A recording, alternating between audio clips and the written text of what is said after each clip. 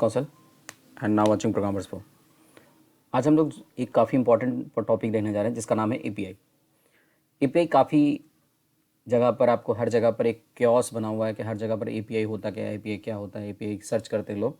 But थोड़ा सा अगर बेसिक हम समझें तो नॉर्मली फ्रेशर्स के रूप में थोड़ा समझना कठिन हो जाता है, वो समझ नहीं पाते कि एपीआई क्या है। एक्चुअली में एपीआई होती क्या है, एपीआई का एडवांटेज क्या है, एपीआई हम बनाते क्यों हैं, इसकी नीड क्यों पड़ रही है, ये सारी चीज़ हम डिस्कस करने वाले हैं।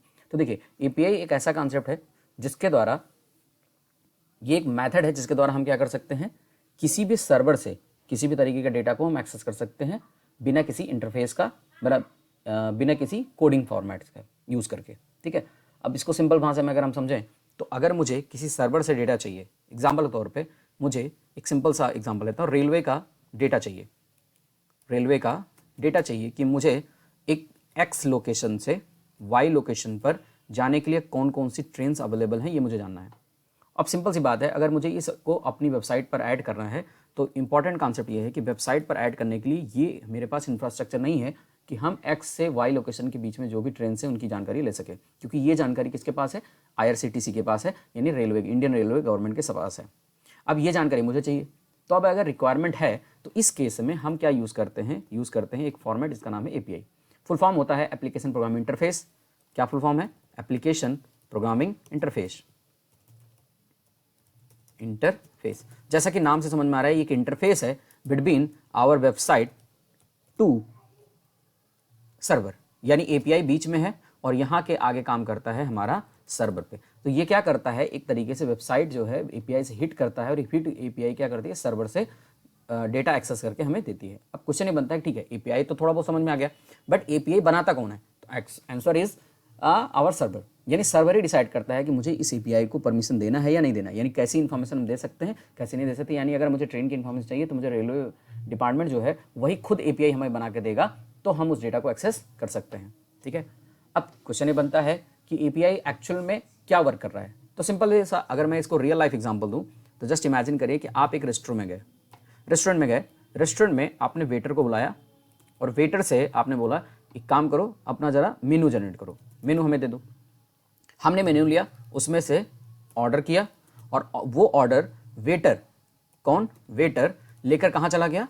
किचन में चला गया। अब उस किचन से वो डेटा वहाँ पर प्रिपेयर किया और प्रिपेयर करने के बाद वो ऑर्डर लेके कहाँ आ गया? मुझे रेस्टोरेंट में आकर यूज़र को सर्व कर दिया। ठीक है, ये जो कहानी आ रही है, ये पूरा जो कॉन्सेप्ट है यही है एपीआई। तो अगर मैं पूछूं इसमें कि रेस्टोरेंट में वेटर, मेनू ऑर्डर और किचन, इनमें से कौन है एपीआई, तो आपका आंसर होना चाहिए कि जो एपीआई है इट इज़ अ वेटर। यानी सिंपल भाषा में अगर इसी चीज़ को मैं रियल लाइफ से अगर प्रोजेक्ट में आता हूँ तो मैंने एक ऑर्डर दिया, वेबसाइट ने क्या दिया, एक वेबसाइट है, वेबसाइट ने ऑर्डर दिया। ऑर्डर किसको दिया? एपीआई को। एपीआई क्या कर रहा है? इस रिक्वेस्ट को लेकर के जा रहा है, किसके पास जा रहा है? सर्वर के पास जा रहा है। सर्वर क्या कर रहा है? हमारे रिक्वेस्ट को प्रोसेस कर रहा है एंड प्रोसेस करने के बाद उसका जो आउटपुट है वो एपीआई के थ्रू हमें मिल रहा है। तो अगर देखा जाए तो यहाँ पर जो मैंने रियल लाइफ एग्जांपल दिया था वेटर का, वही काम कर रहा है एपीआई। ठीक है, तो सिंपल सा कॉन्सेप्ट ये आपको आई थिंक समझ में आ गया होगा। अब क्वेश्चन ये बनता है कि एपीआई बन कैसे सकता है। तो एपीआई के कई सारे तरीके हैं। दूसरा, एपीआई हमारी फ्री भी हो सकती है।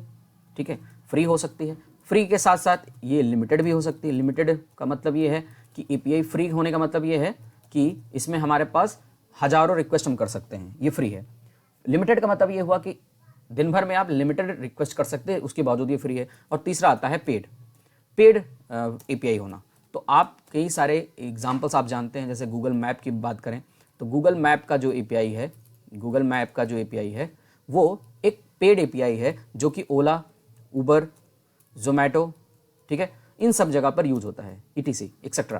तो ये लोग जो यूज करते हैं एपीआई, वो पेड एपीआई होती है। दूसरा आता है लिमिटेड एपीआई, जिसका नाम है वेदर फोरकास्टिंग एपीआई। जैसे कि मैंने कहा वेदर फोरकास्ट, ओपन एपीआई जिसको बोलते हैं। ठीक है, ये भी क्या है? फ्री एपीआई है लेकिन लिमिटेड है। लिमिटेड का मतलब है कि इसके पास फिक्स होंगे कि नंबर ऑफ कितने आप रिक्वेस्ट एक बार में कर सकते हैं, क्योंकि सर्वर पे एक तरीके से बर्डन होने वाला है। क्योंकि अगर हम एपीआई सबको बांट दें और लोग मल्टीपल एपीआई बना लें तो क्या होगा, यहाँ पर हम बहुत सारे रिक्वेस्ट अगर आएंगे तो सर्वर पे लोड बढ़ेगा, तो इसीलिए क्या कर दिया था, लिमिटेड कर दिया था। कुछ ऐसी साइट होती है जहाँ पर फ्री कर दिया गया जिस पर बहुत सारे रिक्वेस्ट आने वाली नहीं है, तो इस तरीके से आप यूज़ कर सकते हैं। तो आई होप आपको थोड़ा बहुत एक आइडिया लग गया होगा कि API क्या होता है। अगर इससे रिलेटेड अगर आपके मन में कोई भी डाउट है तो आप कमेंट करके जरूर पूछें, ठीक है। अब बात आती है कि इसको हम बनाएंगे कैसे। तो मैं एक काम कर रहा हूँ, एक PHP में बेसिक सा API बना के आपको दिखाता हूँ, जो आपको समझ में आ जाएगा एक्चुअली में API क्या है। इसके बाद हम लोग इसको आगे की वीडियोस में अगर आपको पसंद आएगा तो मैं इसको क्या करूँगा, टोकन के रूप में जनरेट कराऊंगा, यानी लिमिटेड API बना के दिखाऊंगा। और उसके बाद मैं इसको रेस्टफुल API के रूप में भी बनाऊंगा, यानी कि जिसमें हम CRUD ऑपरेशन पूरा परफॉर्म करके देखेंगे। अगर आपको पसंद आएगा तो जरूर बताइएगा कि CRUD के थ्रू हम API कैसे बना सकते हैं, CRUD एप्लीकेशन का, ठीक है। चलिए, तो मैं एक बेसिक सा आपको एग्जाम्पल दे रहा हूँ। सबसे पहले हम आते हैं डेटाबेस पे। तो मैंने क्या किया है, एक डेटाबेस बनाया है जिसका नाम है API डेटाबेस के अंदर मतलब एक डेटाबेस है API, जिसके अंदर हमने एक टेबल बनाई जिसका नाम है स्टूडेंट, जिसके अंदर 3 फील्ड बनाई है, ID, नेम और ईमेल। मैंने ये समय बचाने के लिए ऐसा किया है कि ID, नेम और ईमेल आपको बस भैया दिखा दूंगा कैसे स्ट्रक्चर बना है। सिंपल सा है, ये ऑटो इंक्रीमेंट है, ये वैर कर और इसमें हम डेटा इनपुट करके आपको देखेंगे। आते हैं यहाँ पर, ये हमारा स्ट्रक्चर है जहाँ पर हम क्लिक करके इसको देखेंगे, ठीक है। तो चलिए, तो मैं क्या करने जा रहा हूँ यहाँ पे, यहाँ देखिएगा, मैं इसको थोड़ा सा आपके VS कोड को ओपन कर लेता हूँ। हाँ, यहाँ पे आइए। सबसे पहला काम, यहाँ पर एक फाइल बना लेते हैं, ठीक है, जिसका नाम ही रख देते हैं API.php, ठीक है, जिसके अंदर हम क्या करेंगे, PHP का API का कोड करेंगे, ठीक है। तो मैंने यहाँ पर API कोड ले लिया। एक और फाइल बना लेते हैं जिसका नाम है index.php, जिसको हम यूज़ करेंगे एज अ कॉलिंग के लिए। तो मैंने क्या किया, API के अंदर पूरा प्रोसीजर पहले लिख लेते हैं। यहाँ पे है PHP, और मैं फिर से वही बार बार बोल रहा हूँ कि आपको बस एक बेसिक कॉन्सेप्ट देने के लिए बना रहा हूँ। इसको हम लोग बाद में भी करके देखेंगे कि कैसे हम ये काम कर सकते हैं, ठीक है ना। चलिए, तो मैंने क्या किया, MySQL से डेटाबेस से हमें डेटा लेके आना है। मैंने कहा ना सर्वर से डेटा लेके आता है API। तो यहाँ पर हम क्या करने जा रहे हैं, उस इंफ्रास्ट्रक्चर को बचाने के लिए, मुझे भी इंफ्रास्ट्रक्चर जरूरत ना पड़े, इसलिए हम API का यूज़ कर रहे हैं, ठीक है। तो मैंने यहाँ पर एक डेटाबेस का कोड लिखा, कौन is equal to MySQL connect, और मैंने यहाँ पर यूज़ किया 3 पैरामीटर। लोकल होस्ट डेटाबेस में जा रहे हैं, रूट यूज़ किया, एंड पासवर्ड हमारा जो है ब्लैंक है, और मैंने यहाँ डेटाबेस का नाम दे दिया जैसे कि नाम है API, ठीक है। मैंने बोला अगर यहाँ पर कुछ प्रॉब्लम होती है तो यहीं से डाई कर देंगे, और आगे हम नहीं जाने वाला है। तो मैंने यहाँ पर लिखा MySQL तो हमने यहाँ पर हैंडल किया, और अगर इन केस अगर आपके पास कोई एरर आती है तो ये क्या करेगा, यहाँ पर इसको हैंडल कर लेगा, ठीक है। तो ये एक्चुअली में हमारे पास क्या हुआ, डेटाबेस कनेक्शन का कोड हो गया। एक्चुअली में इसको मैं अभी के लिए ऐसे ही कर देता हूँ, यहाँ पर आप देख सकते हैं, ठीक है, कनेक्शन हो गया। अब मुझे करना क्या है, यहाँ पर जब हो गया तो मैंने एक क्वेरी बना ली। सिंपल सा फॉर्मेट हम यूज़ करेंगे, SQL select star from student, जैसे कि टेबल का नाम था स्टूडेंट, वहाँ से डेटा हम हिट करने वाले हैं। और यहाँ पे मैं $RS is equal to result set is equal to MySQL underscore fetch underscore execute query, ठीक है। सॉरी, यहाँ पर मैंने यूज़ किया क्वेरी $SQL को यूज़ किया, ठीक है। और अगर मैं यहाँ पर कुछ भी अगर इस तरह की प्रॉब्लम होती है तो यहाँ पर क्या करेगा, डाई कर जाएगा। बट यहाँ पर कोई ऐसी क्वेरी है नहीं, ठीक है। MySQL में हमने ये कर लिया। अब हम यहाँ पर सबसे पहले चेक करेंगे, $काउंट नाम का वेरिएबल देख लेते हैं। काउंट में हम ये देखने वाले हैं कि क्या हमारे पास कोई डेटा आ रहा है कि नहीं आ रहा है। तो मैंने यहाँ पर देखा कि MySQL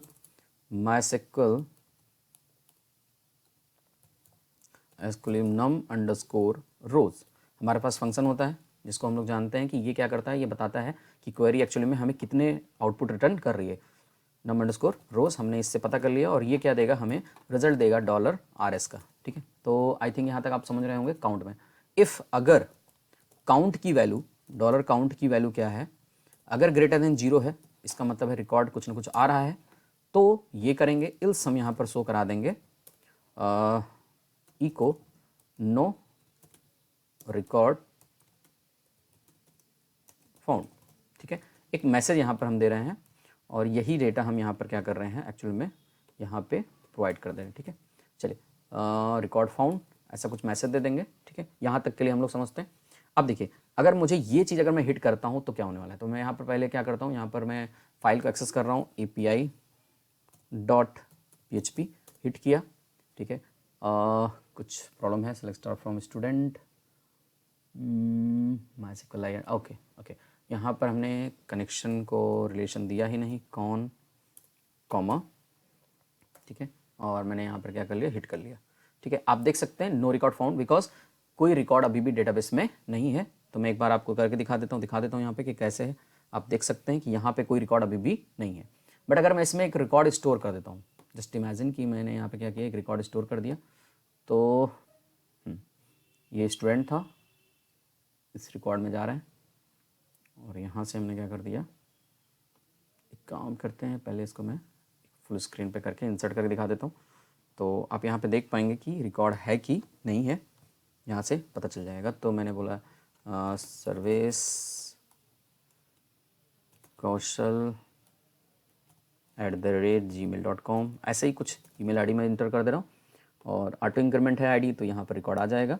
ठीक है, एक रिकॉर्ड आ चुका है, आप देख सकते हैं, इंसर्ट रो आईडी 6, और यहाँ पर आप देख सकते हैं एक रिकॉर्ड हमारा इंसर्ट हो चुका है। अगर अब मैं यहाँ पर जाके हिट करता हूँ तो अभी देखिएगा नो रिकॉर्ड की जगह रिकॉर्ड फाउंड आपका मैसेज आ जाएगा। यानी इतना तो हमारा काम हो गया कि मुझे ये पता चल गया कि फैच हो रहा है कि नहीं हो रहा है। ठीक है ना, चलिए अब मैं क्या करने वाला हूँ, यहाँ पे इतना मुझे हुआ, बस ये MySQL ने ये रिकॉर्ड चेक करके बता दिया कि रिकॉर्ड है कि नहीं है, इतना पता चल गया। अब अगर रिकॉर्ड पता चल गया तो मैं क्या करूँ, मुझे रिकॉर्ड भी चाहिए। तो मैंने क्या बोला कि रिकॉर्ड लाने के लिए हम क्या यूज़ करने वाले हैं, यहाँ यूज़ करने वाले हैं, इसको ऐसे रहने देते हैं और एक कंडीशन लगा देते हैं, व्हाइल लूप चलाते हैं। और व्हाइल लूप में मैंने बोला $RS और $data is equal to MySQL fetch _ assoc, और यहाँ पर मैंने बोला $RS से रिकॉर्ड को लाना है। ठीक है, यहाँ से रिकॉर्ड निकालेंगे। अगर रिकॉर्ड है तो क्या करो, यहाँ पर क्या करना, एक एरे बना लेते हैं, उस एरे के अंदर कुछ रिकॉर्ड्स रो के रूप में पास कर देंगे। तो मैंने यहाँ पर $array बना लिया इक्वल टू $, या मैं यहाँ पर यूज़ करता हूँ रो इज इक्वल टू $data। ठीक है, बट यहाँ पर मल्टीपल रिकॉर्ड हो सकते हैं, तो मैंने यहाँ पे क्या कर लिया, एक एरे बना लिया, कुछ इस तरीके की सारा रिकॉर्ड इसी के अंदर स्टोर करता जाएगा। यानी लूप से डेटा निकलेगा और वो एक एक डेटा क्या करेगा, पूरा इस एरे में डालता जाएगा। अब मुझे करना क्या है, करना ये है कि इस रिकॉर्ड को प्रिंट करा के दिखाना है। ठीक है, तो जहाँ रिकॉर्ड फाउंड है वहीं पर मैं क्या करने जा रहा हूँ, यहाँ पर मैं करने जा रहा हूँ इको, एक लगा दिया प्री, एंड देन यहाँ पर मैंने यूज़ किया प्रिंट _ r, बिकॉज ये पूरा डेटा किस फॉर्म में है, एरे के रूप में है। तो मैंने बोला एक $रो को मुझे प्रिंट कराना है एरे के रूप में।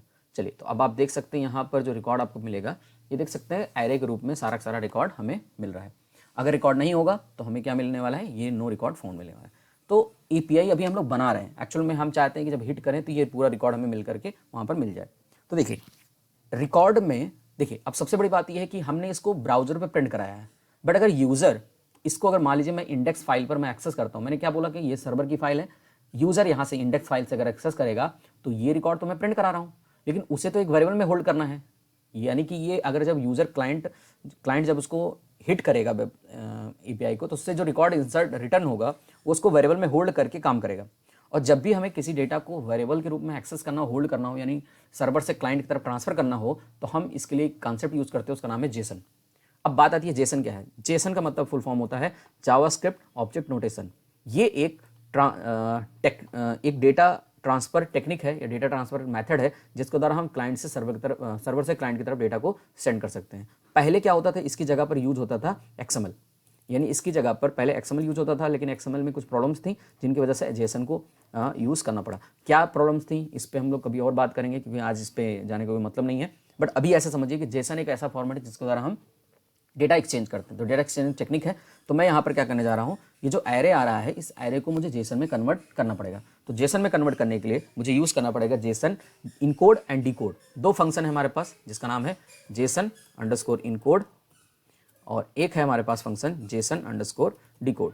जेसन _इनकोड क्या करता है, एरे को या किसी फॉर्मेट को जेसन में कन्वर्ट करता है, और अगर जेसन से स्ट्रिंग फॉर्म में चाहिए तो डिकोड हम यूज़ करते हैं। ठीक है ना, तो ये दो मेथड है, आपको याद रखना है। अब हम इसको यूज़ करेंगे यहाँ पर। तो मैंने क्या बोला, क्लाइंट डायरेक्टली एक्सेस कर नहीं सकता, तो मुझे क्या करना पड़ेगा, इस रो को, इस डेटा को मुझे जेसन में कन्वर्ट करना पड़ेगा। तो मैंने क्या बोला, एक काम करते हैं, इको, और यहाँ लिखा मैंने जेसन _इनकोड, और यहाँ पर मैंने यूज़ किया डेटा, और वो जो डेटा था,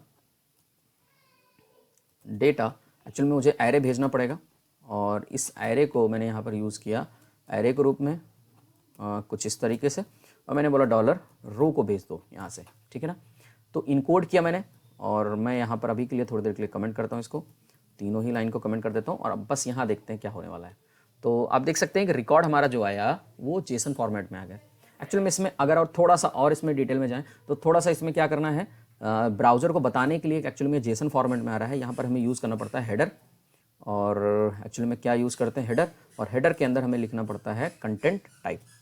तो मैंने यहाँ पर यूज़ किया content dash type colon application और जेसन, एप्लीकेशन, ठीक है, एंड जेसन। अब क्वेश्चन मतलब ये क्या है, एक्चुअली में ये लिखा जा रहा है ब्राउजर को बताने के लिए कि किस तरीके का डेटा यहाँ से रिटर्न हो रहा है। तो थोड़ा सा देखिए, मैंने जब डेटा यहाँ से भेजा जेसन में इनकोड हुआ, बट ये फॉर्मेट ब्राउजर को बताने के लिए कि जेसन फॉर्मेट आ रहा है, मैंने यहाँ पर यूज़ किया हेडर, पहली लाइन पे ही बता दिया कि ये जो डेटा यहाँ से रिटर्न करेगा वो इनकोडेड फॉर्म में तो है, बट इसको रिप्रेजेंट किस में करना है, जेसन फॉर्म में। अब देखिए इससे क्लिक करने पर क्या हो रहा है, ये देखिए डेटा फॉर्मेट आपका यहाँ पर बदल गया, एपीआई प्रीटी प्रिंट, ये आपका डेटा इस तरीके से फॉर्मेट आ गया। लेकिन जब भी किसी एपीआई को हम हिट करते हैं तो उसमें एक चीज़ तो जरूर कॉमन मिलेगा, वो है स्टेटस, यानी वो बताता है कि ये एक्चुअली में काम परफेक्टली हुआ या नहीं हुआ।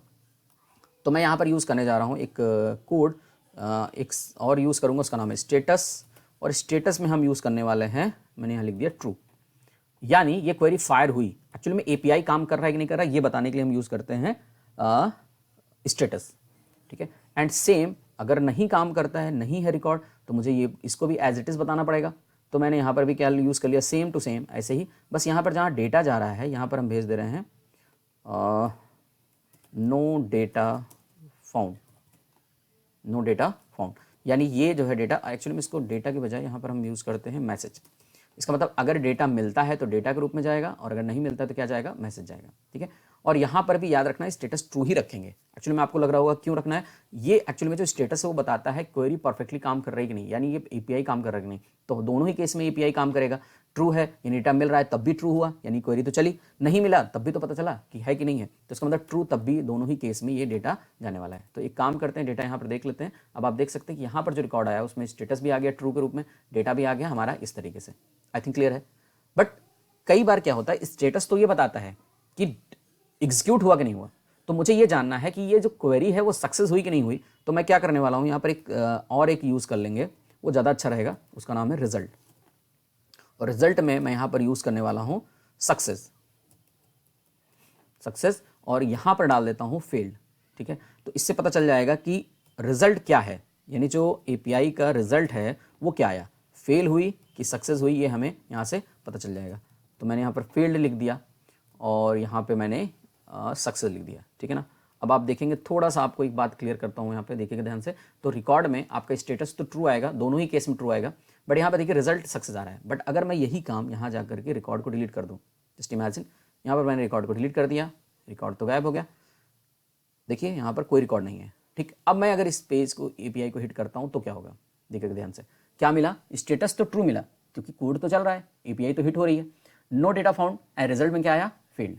यानी हम ये काम क्यों कर रहे हैं, जिससे कि हम जब क्लाइंट की तरफ डेटा जाए तो उसे पता चलेगा कि रिकॉर्ड आया कि नहीं आया, ये हम हैंडल करने के लिए इसका काम कर रहे हैं। तो आई थिंक आपको ये समझ में आ गया होगा, स्टेटस सिर्फ ये बताता है कि क्वेरी एग्जीक्यूट, मतलब ये एपीआई काम कर रहा है कि नहीं कर रहा है, डेटा आ रहा है कि नहीं आ रहा है ये डेटा बताएगा, और रिजल्ट क्या है, सक्सेस है कि अनसक्सेस है वो बताएगा। तो सक्सेस है तो ये, और फेल्ड है तो रिजल्ट बताएगा, ठीक है ना। दोनों में ही आपको बातें समझ में आ रही होंगी, बट यहाँ पर क्या करते हैं, ट्रू, और आप ट्रू ही दोनों में रखने वाले हैं, क्लियर है। अब आइए जरा लौट के यहाँ पर, अब पॉइंट आता है, ठीक है एपीआई तो हमारी बन गई, अब इसको हिट कैसे करेंगे। तो हिट करने के लिए एक्चुअली में जो एडवांस पीएचपी है वो कहता है कर्ल का यूज़ करिए, बट आपने, अगर आपको कर्ल क्लियर है तब तो ठीक है, नहीं क्लियर है तो अभी मैं एक बेसिक सा कॉन्सेप्ट बता रहा हूँ, जिससे अगर आप कमेंट सेक्शन में आप बताइएगा, अगर आपको पसंद आ रहा है तो मैं कर्ल का भी एक वीडियो बना के आपको समझा दूंगा। बट अभी के लिए अगर मैं बात करूँ तो यहाँ पर हम बेसिक सा यूज़ करने वाले हैं, और वो कॉन्सेप्ट होगा एक्चुअली में file underscore get underscore content से। ये भी मेथड है जिसके द्वारा हम क्या कर सकते हैं, एपीआई को हिट कर सकते हैं। तो सबसे पहला काम यहाँ पर हम क्या करने वाला है, पीएचपी लिखा, और यहाँ पर मैंने बोला कि ओके अभी के लिए मैं क्या करता हूँ, इसको थोड़ा सा बाद मैंने एक $URL नाम का एक वेरिएबल बना लिया, जिसको मुझे क्या करना है, हिट करना है। तो वेबसाइट का URL, मतलब जिस साइट से हमें यूज़ करना है। तो मैंने क्या बोला, मेरी जो साइट है वो यहाँ पर रखी हुई है, तो मैंने इस एपीआई का लोकेशन कॉपी किया और यहाँ पर मैंने पेस्ट कर दिया कि मुझे कहाँ से एपीआई को हिट करके लाना है डेटा। अब जब एपीआई हिट हुई तो देखो URL तो ये है, और डेटा लाना कहाँ से है, मैंने बोला डेटा लाना है, इसका नाम रख देता हूँ API अंडरस्कोर डेटा, तो आपको समझ में आएगा, नहीं तो ये कन्फ्यूजन होगा। API डेटा, और API डेटा हम कहाँ से ला रहे हैं, एक फंक्शन यूज़ करें जिसका नाम है file underscore get underscore contents. याद रखिएगा यहाँ पर हम यूज़ करते हैं पाथ, जहाँ से डेटा लाना है। तो मैंने बोला URL से डेटा लाना है और इस डेटा को ला कर किसको देना है, API डेटा को देना है।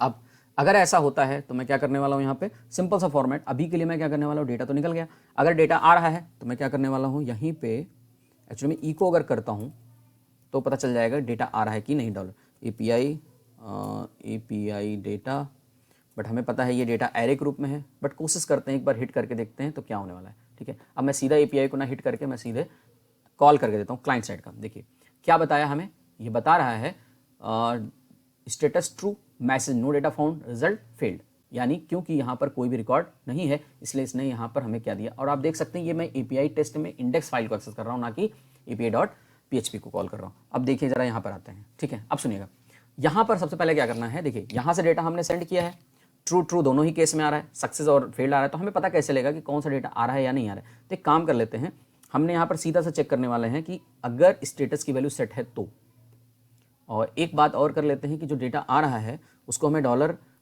इसी तरीके से उसको जेसन में डिकोड भी करना है वहाँ से। तो मैंने बोला equal to JSON underscore decode, और यहाँ पर मैंने यूज़ किया API डेटा। समझिएगा, API डेटा को मैंने हिट कर लिया इसमें। और अब बात को पता करेंगे कि अब आपको अगर मैं प्रिंट कराऊँ तो क्या आने वाला है। देखिए जरा, can not be converted class, okay, ये ऑब्जेक्ट के रूप में आ रहा है। तो यहाँ पे क्या करना है, एक पॉइंट और लगाना है और इसको प्रिंट कराना है। एरे के रूप में है तो मुझे यूज़ करना पड़ेगा प्रिंट अंडरस्कोर R, यहाँ पे कुछ इस तरीके से, और ये डेटा मैंने क्या किया, कट करके यहाँ पर रख दिया। ठीक है, चलो अब बात करते हैं, यहाँ पे हिट करके देखते हैं एक बार। तो आप देख सकते हैं पूरा रिकॉर्ड आपका आ रहा है, और इसको थोड़ा सा फॉर्मेटेड फॉर्म में चाहिए तो मैंने यूज़ किया प्रिंट, और यहाँ यूज़ किया प्री। ठीक है, और अगर प्री फॉर्मेट में यूज़ करते हैं तो हमें प्री फॉर्मेटेड फॉर्म में ये मिलेगा। अब एक चीज़ नोटिस करिएगा, यहाँ पर जो डेटा आ रहा है एक्चुअली में वो जेसन ऑब्जेक्ट के रूप में आ रहा है। मुझे क्या बनाना है, इसको एरे बनाना है। तो एरे बनाने के लिए मुझे क्या करना पड़ेगा, जो डिकोड नाम का मेथड है इसके अंदर पास करना पड़ता है ट्रू। ठीक है, ट्रू पास करने का मतलब है ये बता रहा है कि एसोसिएटिव फॉर्म में, वो भी एरे के रूप में। अब आप नोटिस करेंगे, देखिएगा क्या बन गया, एरे। अभी तक क्या था, ऑब्जेक्ट था, अब क्या बन गया, एरे बन गया, यानी सारा डेटा एरे के रूप में आ गया। और यहाँ पर देख सकते हैं स्टेटस में क्या आ रहा है, 1 आ रहा है। तो थोड़ी सी प्रॉब्लम बनी रहेगी, इसलिए हम एक काम करने वाले हैं, जहाँ पर डेटा ट्रू है ना, इसको हम बनाने वाले हैं एज अ स्ट्रिंग, अभी यूज़ करने वाले हैं। मैं बात करूँगा अभी इसके बारे में कि क्या है ये मतलब। तो मैंने यहाँ पर क्या किया, दोनों को ट्रू बना दिया। और अब अगर हम देखें रिकॉर्ड को हिट करने पर, तो आप देख सकते हैं कि यहाँ से जो रिकॉर्ड आ रहा है क्या आ गया, ट्रू आ गया, नहीं तो ट्रू मिल नहीं रहा था। ठीक है ना, तो मैंने ये ट्रू प्रिंट करा लिया। अब सबसे पहला काम, अगर ट्रू है तो मैं यहाँ पे जा रहा हूँ हिट करने के लिए, और मैं यहाँ सीधा सा फंडा लिखूंगा, इफ़ इस सेट, क्या सेट है, अगर API का जो डेटा आ रहा है वो उसमें अगर स्टेटस सेट है, स्टेटस अगर सेट है तब तो ये बात होगी। और इल्स में लिखने जा रहा हूं, ध्यान से देखिएगा, echo API is not working. ठीक है, ये हमने एक मैसेज दे दिया। अब इसका मतलब ये है कि अगर वर्क करेगा तो ये आएगा, अदरवाइज ये आएगा। ठीक है, अब पॉइंट आता है कि सर ये कब करने वाला है काम, तो मैं क्या करने वाला हूँ, यहाँ पर मैं एक बार API का जो लोकेशन है मैं गलत कर दे रहा हूँ। ठीक है, मैंने सीधा क्या लिख दिया, API.php जगह सीधा API लिख दिया। अब आप देखेंगे क्या आएगा एरर।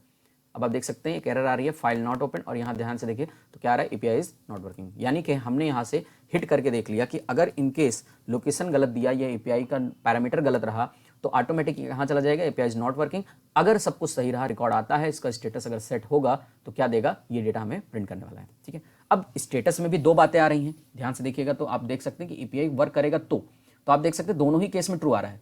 तो मुझे क्या करना है, सबसे पहले ये देखना है कि अगर API सेट है, एक्चुअल में दोनों ही केस में सेट है, तो मुझे यहां पर एक कंडीशन और लगानी है, क्या, इफ अगर API का स्टेटस ट्रू है, ट्रू होगा ही होगा, दोनों ही केस में ट्रू है, साथ ही साथ स्टेटस के साथ स्टेटस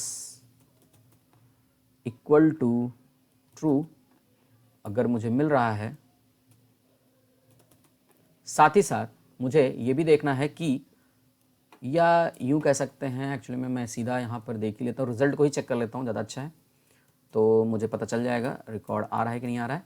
तो मैंने बोला कि अगर रिकॉर्ड आ रहा है, यानी यहाँ से देखें ज़रा, एक्चुअली में एक रिजल्ट आ रहा है, इस रिजल्ट को एक्सेस कर लेते हैं। ठीक है ना, तो आपको स्टेटस तो सेट हो ही गया, रिजल्ट को मैंने यहाँ पर सेट किया। अगर रिजल्ट की वैल्यू क्या है, सक्सेस है, सक्सेस है तो यानी डेटा मिलेगा, और अगर नहीं है तो हम क्या करने वाले हैं, यहाँ पर बता देंगे नो रिकॉर्ड फाउंड, या जो भी रिकॉर्ड आपका मिलने वाला है वो हम देखेंगे। तो मैंने यहाँ पर क्या कर लिया, सब कुछ वही रखा, एंड यहाँ पर हमने बता दिया, और यहाँ पर लिखा मैंने, और यहाँ लिख दिया नो रिकॉर्ड फाउंड। ये मैंने एक मैसेज दे दिया, या इसको ऐसे भी लिख सकते हैं, आप यहाँ देख सकते हैं कि अभी तो सक्सेस है, सब कुछ है, नो रिकॉर्ड फाउंड। और अगर मैं यही चीज़ सेम यहाँ पर अगर मैं कॉपी करके डाल देता हूँ तो हमें क्या मिलने वाला है, अभी भी सेम बातें होंगी, थोड़ा सा ध्यान से देखिएगा क्या होने वाला है। तो देखिए यहाँ पर स्टेटस में ट्रू आया, डेटा ये मिला, फेल्ड बता रहा है, और हमें यही चाहिए था। तो एक काम करते, क्यों ना दोनों ही केस में सेम बातें भी लिख देते हैं। अभी मैं समझाने वाला हूँ क्या होने वाला है, ठीक है ना। चलिए, तो अगर सक्सेस हुआ तो डेटा प्रिंट होगा, अनसक्सेस हुआ तो ये आएगा। और अगर हम यहाँ पर ध्यान से देखें तो आप देख सकते हैं डेटा हमारा एरे ग्रुप में ट्रू इसमें भी आ रहा है, no data found, and result क्या आया, फेल्ड आया। कब हुआ, जब दोनों में रिकॉर्ड नहीं था। एक काम करते हैं, रिकॉर्ड स्टोर कर देते हैं। तो मैंने क्या किया, एक रिकॉर्ड इंसर्ट किया, और मैंने यहाँ पे क्या कर लिया, amit@gmail.com, ये मैंने साइट पे क्लिक किया, और मैं यहाँ पे गए, हिट किया। आप देख सकते हैं एक रिकॉर्ड आ गया, और एक बार हिट करके देखते हैं क्या होता है। अगर रिकॉर्ड मिलेगा तो सक्सेस वाला कोड चलना चाहिए। तो देखिए हिट किया मैंने, क्या मिला, रिकॉर्ड ट्रू, सक्सेस, एंड ये हमें डेटा पूरा, आई होप समझ में आ रहा होगा। रिकॉर्ड, एक से ज़्यादा रिकॉर्ड लेके देख लेते हैं, एक बार देख लेते हैं क्या होता है। दोनों ही केस में आपको बात समझ में आ जाएगी। तो एक काम करते हैं, sumit@gmail.com ये रहा, और मैंने यहाँ सबमिट किया, और आप देखेंगे यहाँ पर तो 2 रिकॉर्ड आ चुका है। और अगर मैं हिट करता हूँ इस क्वेरी को, तो आप देख सकते हैं कि यहाँ पे मुझे 2 रिकॉर्ड मिलने वाला है, 1 और 2, और दोनों ही केस में क्या रहा है, रिजल्ट सक्सेस रहा है। आई थिंक आपको बात समझ में आ रही होगी कि मैं कहना क्या चाह रहा हूँ। तो यहाँ तक काम हो गया। बट एक्चुअली मैं ये चाहता हूँ कि अगर डेटा सक्सेस है तो इस डेटा को मुझे टेबल के फॉर्म में प्रिंट कराना है। तो मुझे अगर टेबल के फॉर्म में प्रिंट कराना है तो मैं क्या करने वाला हूँ, यहाँ थोड़ा ध्यान से देखिएगा, टैबुलर फॉर्म में चाहिए। तो यही था एक्चुअली में मेन आपका कोड। लेकिन अगर मैं यहाँ पर इसको बंद कर दूँ,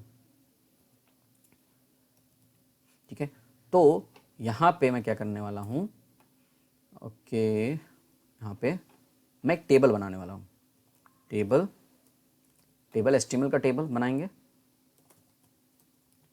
ओके, टेबल, और यहाँ पे मैंने यूज़ किया border is equal to 1। Actually में HTML का पोर्शन हो गया, और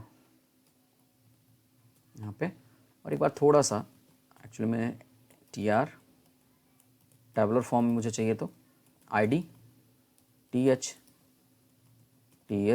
name TH email TH close, and TR को क्लोज कर दिया। तो आप देख सकते हैं कि स्ट्रक्चर हमने क्रिएट कर लिया कि कुछ इस तरीके से हमारा होने वाला है। एक काम करते, थोड़ा सा लेआउट को अरेंज कर देते हैं। बट देखिए मेरा काम हम लोगों का हो चुका है, बट उसको थोड़ा सा अरेंज करने के लिए हम ये काम कर रहे हैं, ठीक है। मैंने लिखा कि जो डेटा आ रहा है उस डेटा को, API में आ रहा है डेटा, तो मुझे उसको इस तरीके से नहीं प्रिंट करना है, टेबल के फॉर्म प्रिंट करना है। तो मैंने क्या बोला यहाँ पर, एक काम करते हैं, फिर से वही किया, PHP for each loop use किया। मैंने बोला जो डेटा आ रहा है वो कहाँ से आ रहा है, API डेटा से आ रहा है। तो इस API डेटा को मैंने यहाँ पर यूज़ कर लिया, $API एज $डेटा। यहाँ से एक एक डेटा निकालेंगे, और एक काम करते हैं, इसको मैं यहाँ पर क्वेश्चन मार्क बंद करके, और यहाँ पर PHP में क्वेश्चन मार्क यहाँ से मैं बंद करके यहाँ पर क्लोज कर दूंगा, और यहाँ पर रखने वाला हूँ ये पूरा TD। तो मैंने यहाँ पर बोला कि TD रख देंगे, रख दिया, एंड इसकी अब ज़रूरत हमें नहीं है, ठीक है ना। चलिए अभी कॉन्सेप्ट पूरा समझाता हूँ क्या होने वाला है। तो ये PHP कोड मैंने इसके अंदर लिख दिया, ठीक है ना, PHP और HTML दोनों इसके अंदर आ गया। यहाँ पर मुझे डेटा चाहिए था, तो मैंने बोला TD। यहाँ पर भी सेम बातें हुई, TD हुई और TD, और यहाँ पर TD, और मैंने बोला कि अगर मुझे PHP का ID लाना है तो मैं यहाँ पर क्वेश्चन मार्क लगाऊंगा, और यहाँ लिखूँगा $डेटा। एक्चुअली जो API है ना, उस API के डेटा में डेटा स्टोर है, ठीक है। तो मैं डेटा को एक्सेस करने वाला हूँ, ना कि एपीआई के अंदर जो डेटा है। एक्चुअली ये एपीआई के जो डेटा आ रहा है उसके अंदर जो डेटा है, ये थोड़ा सा कन्फ्यूजन हो रहा है डेटा नाम का। तो एक काम करते हैं, यहाँ पे इसको रख लेते हैं रो, ठीक है। चलिए, एपीआई डेटा का जो डेटा आ रहा है उस डेटा में से हम क्या करेंगे, एक रो में अटैच करने वाले हैं। तो मैंने बोला इस रो को ही यूज़ कर लेते हैं, और इस रो के अंदर क्या बना हुआ है, आईडी पड़ी हुई है, ठीक है। तो मैंने लिखा आईडी ला दो।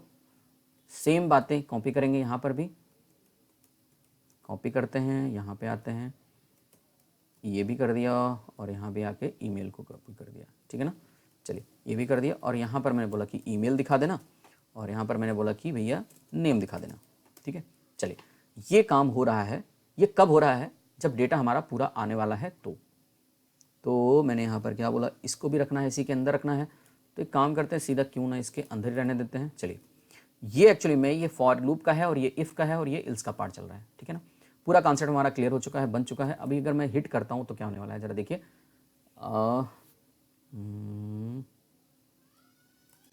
चलिए, ये क्या है, एज अगर सक्सेस है, एक बार देख लेते हैं।